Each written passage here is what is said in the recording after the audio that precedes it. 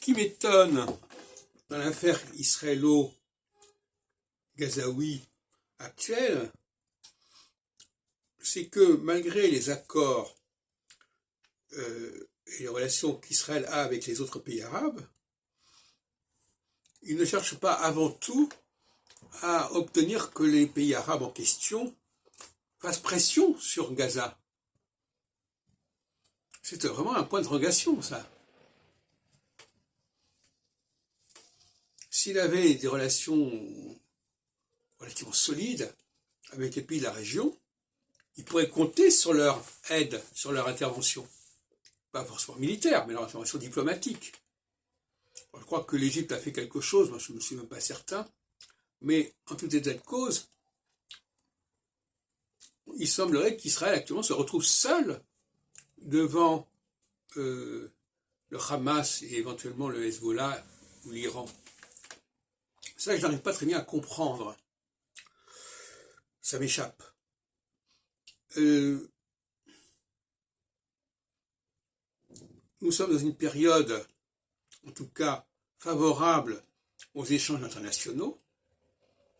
Et donc, une guerre de tranchées entre Israël et Gaza, parce que finalement, l'entrée de l'armée israélienne dans Gaza, ça devient une guerre de tranchées comme en 1914. Et ce n'est pas du tout la période actuelle qui correspond à cela. En 1914, on avait une phase solsticiale. Je parle en tant qu'astrologue, Exols. Et là, on est dans une phase équinoxiale. Ce qui veut dire que, en 1914, on est dans une phase d'indétermination, j'appelle ça, indétermination. C'est-à-dire où, finalement, on n'arrive pas à trouver des solutions vraiment intelligentes, et donc ça patine, ça piétine. Aujourd'hui, ce n'est plus le cas. Et ça va être de moins en moins pendant les 2-3 prochaines années, en tout cas. C'est-à-dire qu'il va y avoir une extension du conflit. Pas forcément militaire, en tout cas, il va y avoir une implication de plus en plus grande au niveau mondial. Ça ne va pas rester une guerre de tranchées. Est-ce que ça va dépendre des États-Unis qui ont amené leur porte-avions? Est-ce que ça va dépendre de l'Iran? Je ne sais pas.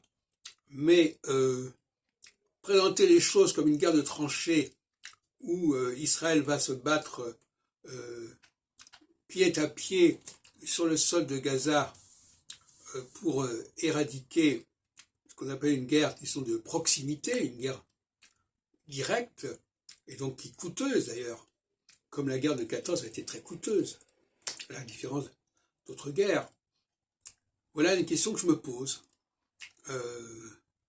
En tant qu'astrologue, comment les choses vont-elles évoluer ?